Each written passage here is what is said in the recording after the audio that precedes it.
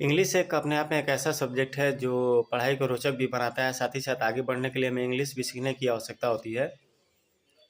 शुरुआत इसको Apple, bat, cat और फ्रूट ये सब चीज़ों से कर सकते हैं। उसके बाद से नाउन प्रोनाउन ये सब पढ़ते पढ़ते धीरे धीरे धारा प्रभाव बन जाता है। तो छोटे बच्चों को पढ़ाते समय थोड़ा माइल्ड और सॉफ्ट रहने का आवश्यकता होता है, क्योंकि बहुत सारे बच्चे को थ्रेट में आ जाते हैं जब वो टीचर मारते हैं या फिर टॉर्चर करते हैं या फिर जो भी चीज़ है। तो ये सब चीज़ें नहीं होना चाहिए। छोटे बच्चों का दिमाग बहुत सॉफ्ट होता है और उनके साथ बहुत प्यार से और बहुत पेशेंस से पेश आने की आवश्यकता होती है। तो अब बात करते हैं इंग्लिश की। तो टेंस कंप्लीट करने के बाद सबसे पहले आप ट्रांसलेशन बनाना स्टार्ट करिए, या फिर जहाँ से आपको समझ में आता है इंग्लिश, आप वहाँ से स्टार्ट कर सकते हैं। और अच्छे स्पोकन इंग्लिश के लिए आप अपने फ्रेंड सर्किल में एक ऐसा गोल आप बना लीजिए जहाँ पर आप how, which, when, why, where ये सब चीज़ों का आप प्रयोग कर सकते हैं और कम्युनिकेट अच्छे तरीके से कर सकते हैं। इंग्लिश कोई एक बहुत अकल्ट लैंग्वेज नहीं है। इंग्लिश एक ऐसी भाषा है जिसको कि हम सीख सकते हैं और आसानी से बोल भी सकते हैं। सबसे प्लस इसमें राइटिंग एक इम्पॉर्टेंट फैक्टर है कि लिखते वक्त जो राइटिंग हमारी होनी चाहिए वो अच्छी होनी चाहिए और सीधा सीधा राइटिंग लिखना चाहिए।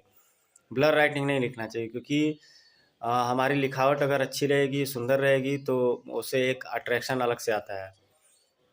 थर्ड एक मैसेज है कि अभी एग्जामिनेशन तो ओवर हो चुके हैं, तो अब आगे का एडमिशन के लिए सारे बच्चे अपने अपने स्ट्रीम के हिसाब से, अपने अपने रुचि के हिसाब से सब्जेक्ट का सिलेक्शन करें, क्योंकि आगे चल करके ये चीज़ के लिए टाइम नहीं मिलता है। क्योंकि आपको हाई स्कूल इंटर आपने पास कर लिया, तो आपका जो फर्स्ट जो टारगेट होता है, फर्स्ट जो टारगेट है, वो अगर मिस कर गया तो फिर 4 5 6 साल आपका पढ़ाई जो है कि लैप्स करता ही करता है।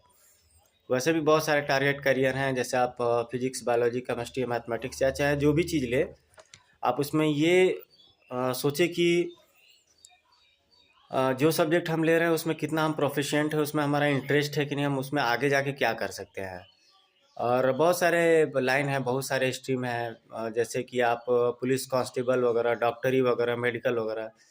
तो बहुत सारी चीज़ें हैं जिसको कि आप कर सकते हैं जिसमें आपका इंटरेस्ट है। इस समय तो स्पोर्ट्स भी काफ़ी पॉपुलर हो गया है, वर्ल्ड वाइड खेला जा रहा है स्पोर्ट्स, लोकल गांव गली मोहल्ले में खेला जा रहा है।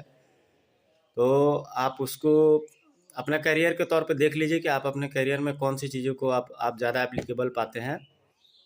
Now come on the point कि अब जब हम अंग्रेजी पढ़ने बैठ रहे हैं तो अपने साथ में एक कॉपी, एक रफ कॉपी जरूर लेकर के बैठें।